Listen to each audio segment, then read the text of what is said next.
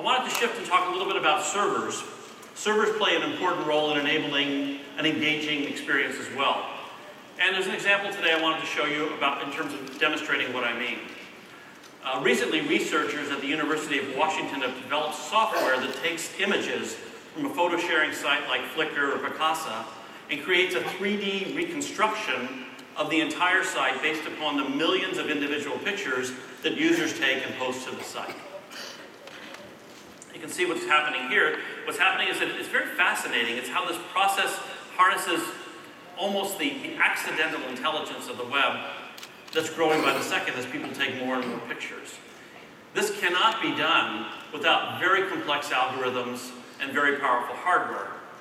In fact, at the university, the labs cluster that created this demonstration is based upon the Intel Xeon 5600 processor, and it rendered the model of St. Peter's Basilica from the individual photos that were out there on the web.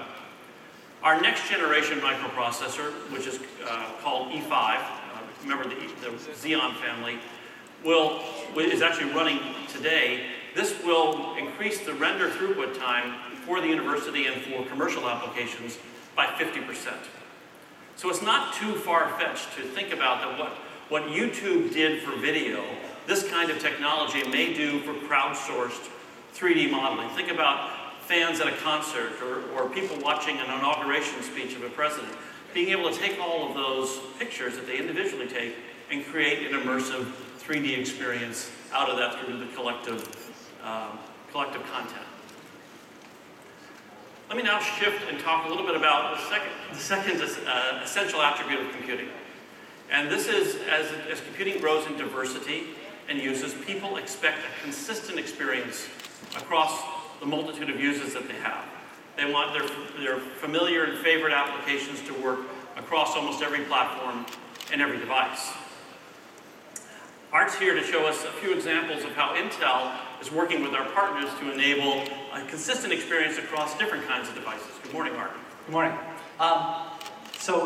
Our industry moves so fast that it's hard to, it's easy to forget that there's some things that haven't changed much over the years. For example, the office phone.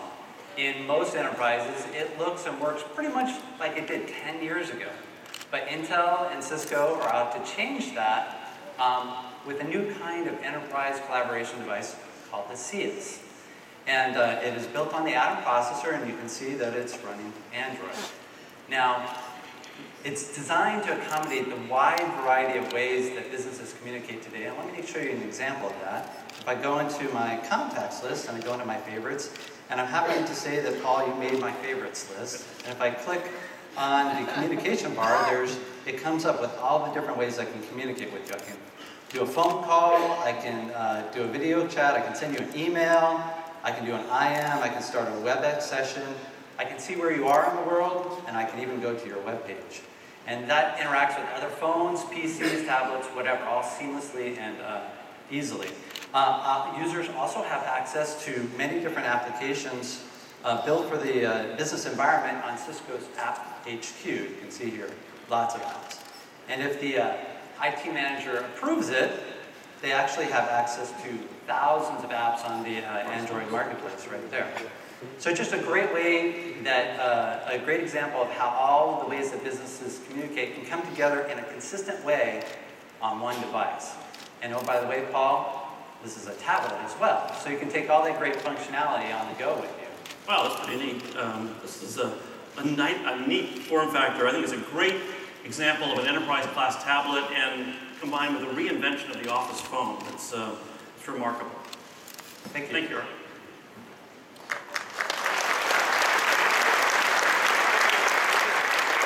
So any device, our view is that any device that extends the experience across the continuum of uses is important here.